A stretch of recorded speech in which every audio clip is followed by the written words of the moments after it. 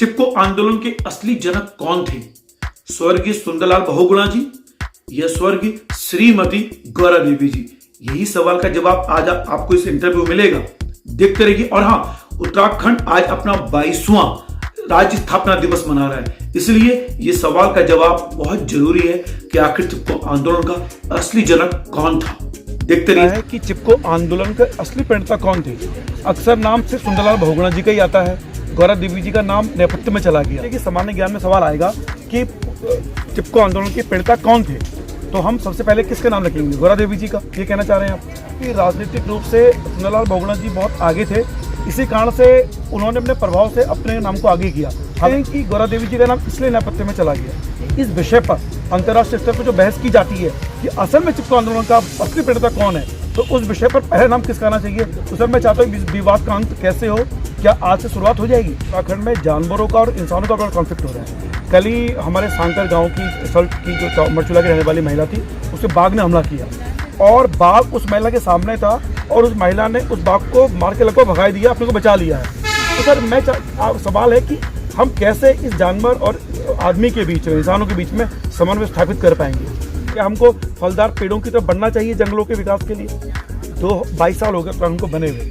क्या आपको लगता है कि जिस सोच के लिए हमने उत्तराखंड बनाया उसी सोच में आगे बढ़ रहा है, या बहुत सारी दिक्कतें ऐसी हैं कि हम उत्तर प्रदेश में ठीक ये मानते हैं कि उत्तराखंड बनते समय जो परिकल्पना थी इसकी पहाड़ी क्षेत्रों के विकास की, वो नहीं हो पाई है। पहाड़ की बलि देकर मैदानों का विकास किया गया उत्तराखंड के नाम पर। तो सुना आपने, ये तंज सवालों की झलकियां थी जो मैंने पूछी है आदरणीय प्रोफेसर कल्याण सिंह रावत जी से, जो मैती आंदोलन के प्रणेता है। क्या है ये मैती आंदोलन, उस पर भी मैं चर्चा करूंगा।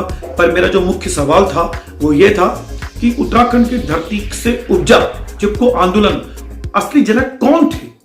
क्या मशहूर पर्यावरणविद सुंदरलाल बहुगुणा या आदरणीय परम पूजनीय गौरा देवी जी, जिनको इतिहास ने नेपथ्य में भेज दिया है, जिनके विषय में ज्यादा चर्चा होती नहीं है? लेकिन एक बात और मैं कहना चाहूंगा, मशहूर पर्यावरणविद सुंदरलाल बहुगुणा जी को पद्मश्री भी मिला है और पद्म विभूषण भी मिला है, लेकिन गौरा देवी जी को एक भी पुरस्कार नहीं दिया गया। ये माना जाता है, कभी मैंने चर्चों की गलियारों में जो सुना है, कि चूंकि मशहूर पर्यावरणविद सुंदरलाल बहुगुणा जी की कांग्रेस से बहुत करीबियां थी, इसलिए जो चिपको आंदोलन है ये गौरा देवी जी से हटाकर सुंदरलाल बहुगुणा जी की तरफ फोकस कर दिया गया है। एक बात मैं बता दूं कि मैं किसी भी हाल में मशहूर पर्यावरणविद और स्वर्गीय श्री सुंदरलाल बहुगुणा जी की महत्ता को कम स्वीकार नहीं कर रहा हूं। मेरा विषय यह है कि गौरा देवी जी, जो कि सबसे इंपॉर्टेंट महिला थी इस उत्तराखंड की, जिन्होंने चिपको आंदोलन चलाया था और सारी महिलाओं को जगाकर एक ऐसी महिला को नेपथ्य में डाल दिया गया, ये किसकी साजिश थी? और एक भी राष्ट्रीय पुरस्कार उनकी झोली में नहीं आया। आखिर क्यों? आज आप गौरा देवी जी के परिवार के पास जाएंगे तो अभी तक वो बहुत सामान्य जीवन जी रहे हैं। और बाकी चर्चा का विषय इसलिए कर रहा हूं कि हमारे इस उत्तराखंड में या पूरे हिंदुस्तान में जो असली जनक होते हैं आंदोलनों के, उन्हें नेपथ्य में भेज दिया जाता है और गौरा देवी जी इसका सबसे महत्वपूर्ण उदाहरण है। इसीलिए मैंने मैती आंदोलन के प्रणेता कल्याण सिंह रावत जी से ये सवाल पूछा। अब मैं आपको बताऊं कि मैती आंदोलन है क्या। मैती आंदोलन चमोली जिले का एक ऐसा आंदोलन है जो आदरणीय कल्याण सिंह रावत जी के नेतृत्व में हुआ। मैती मतलब मैथ यानी मायका, यानी कोई भी लड़की का मायके जब उसकी शादी होती है तो शादी के ठीक पहले उसे अपने ससुराल वाले जो बारात आती है उन्हें एक पेड़ लगाना होता है अपने मायके में। वो पहचान होती है कि जब वो बेटी अपने ससुराल जाएगी तो अपने मायके में जो उसने पेड़ लगाया है, और जब वो कभी वापस आएगी तो उस पेड़ के माध्यम से वो अपने उस मायके को याद करेगी, अपने उस पल को याद करेगी। और इससे ये फायदा हुआ कि अब तक 50 लाख से अधिक शादियों में ये पेड़ लगाए जा चुके हैं। ये था मैती आंदोलन। और मैती आंदोलन के प्रणेता कल्याण सिंह रावत जी से ये सवाल पूछना वाजिब था, क्योंकि वो भी चमोली जिले से हैं और चिपको आंदोलन भी चमोली गढ़वाल से शुरू हुआ था। सुंदरलाल बहुगुणा जी टिहरी गढ़वाल में रहते हैं। अब ये जो अक्सर चर्चा आती है, और ये मुद्दा मैं क्यों उठाना चाहता हूं, मैं कोई विवाद पैदा नहीं करना चाहता, लेकिन मैं वास्तव में चाहता हूं कि जब कभी भी सामान्य ज्ञान का सवाल आए हमारे बच्चों के लाइफ में, स्कूली छात्रों की लाइफ में या कॉलेज में या किसी भी यूपीएससी में आ जाए कि बताइए कि कौन है प्रणेता, कौन है जनक इस चिपको आंदोलन का, तो किसका नाम लेंगे? स्वर्गीय श्री सुंदरलाल बहुगुणा जी का या स्वर्गीय श्रीमती गौरा देवी जी का। और मैं आपको बता देना चाहता हूं कि आज ये विवाद का अंत हो चुका है, क्योंकि मैती आंदोलन के प्रणेता कल्याण सिंह रावत जी ने स्पष्ट कर दिया है कि असल की जनक जो थी वो गौरा देवी जी थी। अब आप पूरा इंटरव्यू सुनिए कल्याण सिंह जी का। हाय मेरे भी रवि के बिंदास बोल में आपका स्वागत है। मेरे सामने मौजूद हैं मैती आंदोलन के प्रणेता कल्याण सिंह रावत जी, और ये जीव विज्ञान के प्राध्यापक रहे हैं और ये इतिहास संस्कृति सबकी बातें करते हैं। सर मैं बड़ा प्रभावित हूँ आपसे इस मामले में कि आप जीव विज्ञान के प्रोफेसर हैं और आप इतिहास संस्कृति सब पर बात करते हैं, तो इस तरह का जो बहुमुखी प्रतिभा है हमारे पारी में, ये कैसे से? ये अगर हमें आगे बढ़ना है तो हमें हर संस्कृति को आत्मसात करना पड़ेगा, हर विधा से को जानना पड़ेगा, और तभी जाके हम लोगों से, बच्चों से बात करते हैं, प्रभावी बात बनती है, तब लोग उसको जानते हैं। इसलिए ये ज़रूरी है कि ज्ञान हमें होना चाहिए, अपनी संस्कृति का ज्ञान होना चाहिए, अपनी भाषा का ज्ञान होना चाहिए, परंपराएं क्या हैं हमारी, हिमालय क्या है, जड़ी बूटियाँ क्या हैं, किस तरह से हमारा पर्यावरण बदल रहा है, और ये सारी चीज़ें का ज्ञान हर आदमी को थोड़ा बहुत होना चाहिए, ताकि हम अपने देश के हर क्षेत्र में थोड़ा दखल दे सकें, बात कर सकें। सर मुझे ये जानना है कि चिपको आंदोलन का असली प्रणेता कौन थे? अक्सर नाम से सुंदरलाल बहुगुणा जी का ही आता है, गौरा देवी जी का नाम नेपथ्य में चला गया। तो सर मुझे कई लोग मुझसे पूछते हैं कि असल में चिपको आंदोलन के असली प्रणेता कौन थे? अब इस प्रश्न तो बड़ा जटिल प्रश्न है, क्योंकि 90 में मैं भी गोपेश्वर में छात्र रहा हूँ पीजी कॉलेज का, और तब मैं वहाँ पढ़ता था।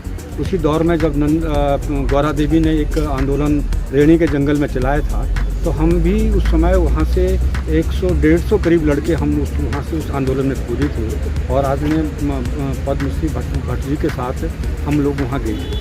उससे पहले सुंदरलाल बहुगुणा जी ने भी अपने इधर उत्तर काशी की तरफ, टिहरी की तरफ एक हिमालय बचाओ आंदोलन चलाया था, और उसमें चिपको आंदोलन का जो प्रभाव था उस तरफ ही ज़्यादा था। तो दोनों गांधीवादी लोग हैं, दोनों ने एक साथ कार्यक्रम किया था। और वो अलग है कि आज ये एक प्रश्न बना हुआ है कि कौन पहले था कौन बाद में था, लेकिन ये ज़रूर है कि दोनों ने एक साथ पर्यावरण को बचाने के लिए काम किया। वो गांधीवादी लोग थे, दोनों ने मिलकर के काम किया था। लेकिन अगर हम महिलाओं की बात करें तो उससे ज़्यादा जो सबसे ज़्यादा प्रेरित हुई वो गौरा देवी थी, जिन्होंने रेणी के जंगल को बचाने के लिए महिलाओं को एकजुट हो करके और सबसे पहले पेड़ों पर चिपकने का काम किया। यानी अगर हम कहेंगे कि प्रैक्टिकल रूप से किसने किया तो वो गौरा देवी का नाम आना चाहिए। यानी अगर मान लीजिए कि सामान्य ज्ञान में सवाल आएगा कि चिपको आंदोलन के प्रणेता कौन थे, तो हम सबसे पहले किसके नाम रखेंगे? गौरा देवी जी का, ये कहना चाह रहे हैं आप? अब ये प्रश्न अगर हम जनरल नॉलेज का प्रश्न बना दें तो ये तो बड़ा गूढ़ है, इस पर बहुत बहस करने की बात है। इससे मैं नहीं कह सकता हूँ कि कौन किसका है, लेकिन इतना है महिलाओं में जो अगर हम कहेंगे कि चिपको की नेत्री कौन थी तो गौरा देवी आगे आती है, और पुरुषों में अगर आते हैं तो सुंदरलाल बहुगुणा जी और चंडी प्रसाद जी का नाम एक साथ लिया जाए। सर मेरा मन में सवाल इसलिए आया कि कई जब मैं घुमा हूँ इस विषय पर, तो कई लोगों ने कहा क्योंकि राजनीतिक रूप से सुंदरलाल बहुगुणा जी बहुत आगे थे, इसी कारण से उन्होंने अपने प्रभाव से अपने नाम को आगे किया। हालांकि ये विषय थोड़ा सा गंभीर हो सकता है, इस मसले पे संवेदनशील हो सकता है। तो क्या मानते हैं कि गौरा देवी जी का नाम इसलिए नेपथ्य में चला गया? और इस सवाल में इसलिए पूछ रहा हूँ सर, आप मैती आंदोलन के प्रणेता हैं और उत्तराखंड के ऐसे हैं कि इस विषय पर अंतर्राष्ट्रीय स्तर पर जो बहस की जाती है कि असल में चिपको आंदोलन का असली प्रणेता कौन है, तो उस विषय पर पहले नाम किसका आना चाहिए? तो सर मैं चाहता हूँ विवाद का अंत कैसे हो, क्या आज से शुरुआत हो जाएगी? नहीं, ये तो मैं बता नहीं सकता हूँ, लेकिन ये जरूर है कि चिपको आंदोलन में अगर गौरा देवी कुछ हादसे पे चली गई है और गौरा देवी को वो सम्मान नहीं मिल पाया जो इन दो महापुरुषों को मिला है, तो मेरी तो कई बार मैंने भी कहा था कि गौरा देवी को कम से कम पद्मश्री सम्मान दिया जाना चाहिए था, लेकिन वो कहीं हादसे पे पहुँच गई। और जबकि दोनों महापुरुषों को पद्म भूषण तक उपाधि मिली है, और इन तीनों का नाम चिपको आंदोलन में लिया जाता है। इसके अलावा बहुत सारे लोग हैं जिन्होंने चिपको आंदोलन में नाम लिया। धूम सिंह जी का नाम ले सकते हैं, जरधारी जी का नाम ले सकते हैं, आपका कई लोग हैं जिन्होंने आंदोलन में एक साथ काम किया। तो सुंदरलाल बहुगुणा जी ने टिहरी क्षेत्र में काम शुरू किया, चंडी प्रसाद भट्ट जी ने गोपेश्वर के और चमोली क्षेत्र में काम किया। लेकिन इन दोनों से आगे बढ़ करके जो काम किया है गौरा देवी ने किया, जिसने अपनी महिलाओं को लेकर के रेणी के जंगलों पर खुद चिपकी हैं, और उन्होंने कुल्हाड़ी की वार सहने के लिए भी अपने शरीर को पेड़ों पर खड़ा कर दिया था। तो मैं समझता हूँ कि जहाँ पर प्रैक्टिकल की बात होती है तो वहाँ पर गौरा देवी को सबसे आगे लिया जाना। आगे ले जाइए। देखिए, मैं इसलिए बात करता हूँ अक्सर कि हमारे वहाँ ये कहा जाता है कि उत्तराखंड की नारी फूल नहीं चिंगारी है। उत्तराखंड के इस आंदोलन को जब 27% आरक्षण के विरोध से शुरू होकर युवाओं ने, छात्रों ने अपने हाथों में लिया, तो उसकी अग्रणी की भूमिकाओं में महिलाओं ने बड़ा योगदान दिया था। सर, मेरा अगला बड़ा योगदान कुछ सवाल है आपसे कि हमारे इस उत्तराखंड में जानवरों का और इंसानों का बड़ा कॉन्फ्लिक्ट हो रहा है। कल ही हमारे सांकर गांव की सल्ट की जो मरचुला की रहने वाली महिला थी, उसे बाघ ने हमला किया और बाघ उस महिला के सामने था और उस महिला ने उस बाघ को मार के लगभग भगा दिया, अपने को बचा लिया है। तो सर, सवाल है कि हम कैसे इस जानवर और आदमी के बीच में, इंसानों के बीच में समन्वय स्थापित कर पाएंगे? ये बहुत बड़ा प्रश्न आपने किया है। उत्तराखंड में ये बहुत बड़ी समस्या बन गई है। मानव और वन्य जीवों के बीच में जो संघर्ष चल रहा है, ये थमने का नाम नहीं ले रहा है। और इसके लिए जो वातावरण बनाया है, ये हम खुद उसके लिए जिम्मेदार हैं। आज गाँवों में हमारे खेत खाली हो गए हैं। खेतों के चारों तरफ आप देखेंगे विदेशी जो झाड़ियाँ हैं वो पनप गई हैं। लंटाना पसर गया है, काला बांस पसर गया है, गाजर घास पसर गया है। ये ऐसी झाड़ियाँ हैं जिनमें जंगली जानवर आकर के दुबके हुए हैं और जब उनको जंगलों में कोई भोजन नहीं मिल रहा है तो वो गाँव की ओर आ रहे हैं और उस प्रकार से वो हमारे खेतों तक जब बढ़े हुए हैं तो ये एक नेचुरल बात होगी कि मनुष्यों के बीच में और जानवरों के बीच में एक संघर्ष बढ़ेगा और ये संघर्ष लगातार बढ़ रहा है। दूसरी तरफ जो गुलदार है, इनको वन विभाग जिस तरह से इनको ज़्यादा प्रसार कर रहा है और इनके लिए भोजन की कमी जंगलों में हो गई है। बड़े बड़े हाथियों को वहाँ प्रवेश नहीं मिल पा रहा है जंगलों के अंदर, क्योंकि लैंटाना इतना बढ़ चुका है कि हाथी उन जंगलों में रह नहीं पा रहा है। तो सांस लेने के लिए सड़कों पर खड़ा है। तो जब सड़कों पर खड़ा है तो वहाँ पर होगा कि मनुष्य के साथ उसके टकराव होगा। तो इस तरह से ये सोचा जाना चाहिए। और सबसे बड़ी समस्या हमारे पास तो बंदरों की है। बंदरों ने जीना हराम कर दिया है, हमको सारी खेती छोड़नी पड़ रही है। तो ये बंदरों का, सुअरों का जो आतंक इसमें उत्तराखंड में बसा हुआ है, इसके लिए सरकार को काम करना चाहिए। ये तभी हमारे विकास के आगे काम बढ़ेंगे जब हम खेती के लिए हमें उपयुक्त वातावरण मिल पाएगा। बंदर कहाँ कैसे डाले जाएं, हमारे वैज्ञानिक उस पर शोध करें। ये लैंटाना और इन घासों का कैसे वो किया जाए, निपटारा किया जाए, इसके लिए शोध करने की ज़रूरत है। और सबसे बड़ी शोध करने की ज़रूरत है कि जो ये जानवर हैं इनको जंगलों में कैसे प्रवेश मिल सके, फिर से ये जंगलों की तरफ जाएं। इस तरफ हम क्या कर सकते हैं, ये वैज्ञानिक सोचें और इन पर बात करें। क्योंकि एक हमारे आम ग्रामीण इस बात को नहीं समझता है। उनके लिए तो यही है कि हमें चारा जंगल लेने के जंगल जाना है और जंगलों में कहीं ना कहीं हमें इन जानवरों का शिकार बनना है। सर, मुझे ये अक्सर हमारे वहाँ पेड़ लगाने की प्रथा है, आजकल बहुत चल भी रहा है, ये पेड़ लगाने की प्रथा चल रही है, जंगलों विकास किया जा रहा है। मुझे ऐसा लगता है कि अगर हम अपने जंगलों में फलदार वृक्ष लगाएं तो उससे ये होगा कि जो जंगली जानवर है वो शायद गांव की तरफ कम रुख करेगा, क्योंकि अगर उसे वही फल वहीं मिल जाए, क्योंकि जानवर तो पेट के लिए आ रहा है ना वहाँ की तरफ। तो हम लोग जब ये पेड़ का प्रबंधन करते हैं तो फलदार पेड़ क्यों नहीं लगाते, ये मेरा सवाल है सर। क्या हमको फलदार पेड़ों की तरफ बढ़ना चाहिए जंगलों के विकास के लिए?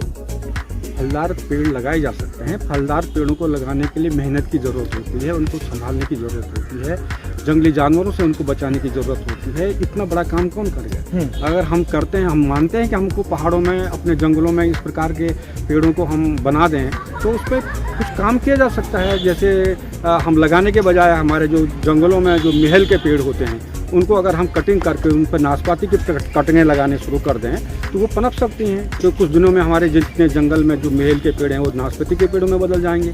तो इस तरह के कुछ प्रयास किए जाएं। अगर हम किसी क्षेत्र में इस तरह के फलदार पेड़ लगाने भी चाहेंगे तो उसके लिए बहुत बड़ी उसको बचाने की ज़रूरत आएगी। और उसको बचाने के लिए कैसे हम बचाएंगे, क्योंकि वृक्षारोपण का आप वो रवैया देख रहे हैं कि पेड़ लगाने के बाद दूसरे दिन वहाँ कोई उसको बचाने के लिए नहीं आता है। ऐसी स्थिति में हम जंगल में लगाए हुए पेड़ों को कौन बचाएगा, पानी कौन देगा? ये सबसे बड़ी समस्या है। अंतिम सवाल के साथ इंटरव्यू खत्म करूंगा सर। 22 साल हो गए उत्तराखंड को बने हुए। क्या आपको लगता है कि जिस सोच के लिए हमने उत्तराखंड बनाया उसी सोच में आगे बढ़ रहा है, या बहुत सारी दिक्कतें ऐसी हैं कि हम उत्तर प्रदेश में ही ठीक? नहीं, हमने तो लड़ाई अपने नए राज्य के लिए लड़ी थी और हम चाहते थे कि ये हिमालय, हमारा ये जो प्रदेश है, हमारी ये जो विपुल संपदा हमारे पास है, इनका हम सही ढंग से प्रबंधन करते और इनको हम किसी ढंग से चलाते, हमारे बच्चों को रोज़गार भी मिलता और हमारे जो खेत हैं वो भी लहलहाते होते। लेकिन दुर्भाग्य ये है कि हम 22 साल की इस दौड़ में अपने खेती बाड़ी को भी छोड़ चुके हैं, गांव खाली हो चुके हैं, स्कूलें खाली होने के कगार पर पहुंची हुई हैं। तो विकास कहाँ है? हम आज ढूंढ रहे हैं कि विकास शहरों में हो रहा है। शहरों की सड़कें बन रही हैं, शहरों में सब कुछ हो रहा है। लेकिन ये तो उत्तराखंड तो एक गाँव का देश है, गाँव का प्रदेश है। यहाँ की गाँव की समस्याएं हमारे पास हैं, वो अभी 10 की 10 पड़ी हैं। आज गांव में पानी की समस्या बनी हुई है। नल तो आपने दे दिए, लेकिन उन नलों में पानी नहीं है। आपने सड़कें तो लगा दी, लेकिन उन सड़कों पर चलने के लिए वो बड़े बड़े गड्ढे बने हुए हैं, कौन ठीक करेगा? तो ये स्कूलें हैं बहुत दूर दूर बनी हैं, उनमें संसाधन नहीं है, टीचर नहीं है, तो कैसे होगा? मतलब आप ये मानते हैं कि उत्तराखंड बनते समय जो परिकल्पना थी इसकी पहाड़ी क्षेत्रों के विकास की, वो नहीं हो पाई है। पहाड़ की बलि देकर मैदानों का विकास किया गया उत्तराखंड के नाम पर। हाँ, कुछ ऐसा ही है कि कुछ विशेष क्षेत्रों का विकास हम विकास से नकार नहीं सकते हैं। विकास में हैं, बांध बने हैं, बड़े बड़े अवस्थापनाएँ बनी हैं, लेकिन जो हमारी मूल चीज़ है ना, जो हम खेती बाड़ी की हम बात करते हैं, हमारे ज़्यादा कृषि प्रधान प्रदेश है। हमारे पास सारी जैविक खेतियाँ हैं और उनमें सिंचाई होती है। हम आज मंडुआ कोदा से बनाते हैं, लेकिन उनमें हम बो नहीं पा रहे हैं। यही जो समस्या है, मैंने आप लोगों को गिना रहा हूँ कि जंगली जानवरों की समस्या है, ये सब कुछ है। तो अगर हम अपने खेतों को नहीं बढ़ा पाए, अपने उद्यान को नहीं बढ़ा पाए, अपने जंगलों को का प्रबंधन नहीं कर पाए, केवल हमने रोक लगा रखी है जंगलों पर कि आप जंगलों का पेड़ नहीं काट सकते हैं। आप देख नहीं रहे हैं कि इन जंगलों का प्रबंधन न होने से जंगल कितने कुरूप बन चुके हैं। सारे चीड़ के जंगल ज़्यादा बढ़ चुके हैं, बांध के जंगल खत्म हो गए हैं। जब बांध के जंगल नहीं होंगे तो फिर पानी कहाँ से होगा?